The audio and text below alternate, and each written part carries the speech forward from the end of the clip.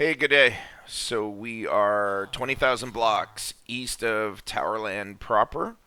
Again, want to thank you for checking out my Minecraft Mondays. We're in Farview and we're checking out Cortez. This will be more of a lore video than showing much of anything video because there's not much to see. This is the Cortez Memorial. So, again, the lore of my town. I've said it occasionally in different videos, but not for a while. So, they date their time in the Minecraft era. So, similar to how you have after death, or I forget the other term for how we tell our time in real world, they use ME, which means Minecraft era. And basically, the lore I have is there's a spaceship. It had problems. They found a planet, and they all transported themselves to this planet via life pod, which is why you have villagers and citizens for millions of blocks across the planet. So that explains that. And, anyways, in my world, they primarily landed in the Towerland area. However, they landed in other places as well. Fast forward 300 years, 312. And again, I'm going to come back to this memorial. I'm just going to check out the place while I'm yapping, so it's not as boring. But anyways, 300, there's a war between the Yellites, which is the country I'm part of, the Reds and the Blues. The Reds and the Blues, realizing they were going to lose. This is Cortez Outpost, by the way. Realizing that they were going to lose, and this is it really for Cortez. And I'll explain the storyline after. Um, this area here, huge historical significance, but anyways, I digress. So, realizing they were going to lose, they joined forces and basically got the Yellite Nation to surrender. The Yellite Nation lost some territory. And basically, a rule was made. So these are just the bridges that have been built in the Cortez, or what's deemed as Cortez area. And then further to the east is Revel Pots, but we'll check that out another time.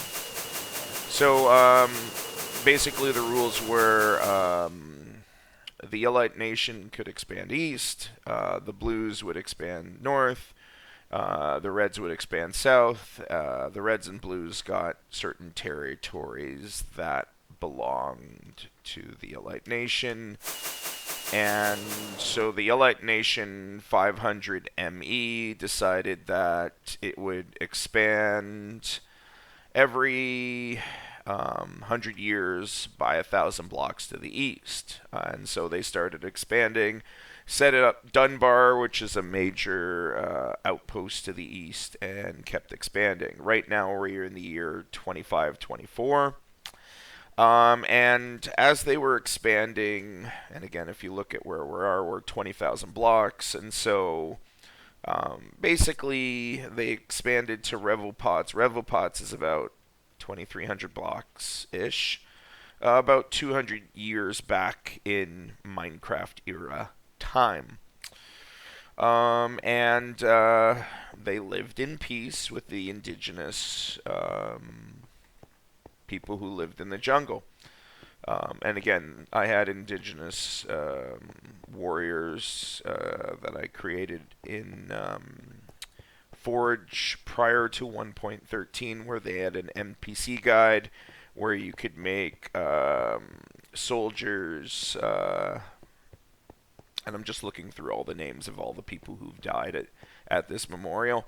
And so, yeah, you could make them into NPC soldiers with friend and foe and stuff like that. And so, storyline basically is so they lived in peace, And then all of a sudden, one day, the Akawala indigenous group, they saw them digging this road, which you saw there, into their jungle, and they didn't really mind. Again, uh, up until this point, they had built these bridges and the bridges to the east, just to sort of scout the land and stuff like that. And the Akawala group had no issue with that. Well, anyways, in this area there was coal, and coal is very special to the Akawala people. And so they told them, basically one warrior in particular told him to stop, started bullying some of the workers, and so he was killed by one of the soldiers.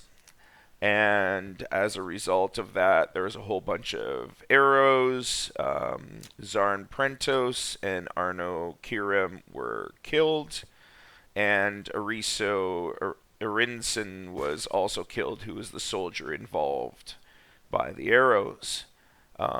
As a result of this, the workers and the soldiers fled, and a whole bunch of soldiers came in, killed a bunch of the indigenous group, and as a result of that, they started building again, and the indigenous group sent an attack, and, well, these tombstones, as well as there's another set of tombstones in Revelpot, is the result on this side.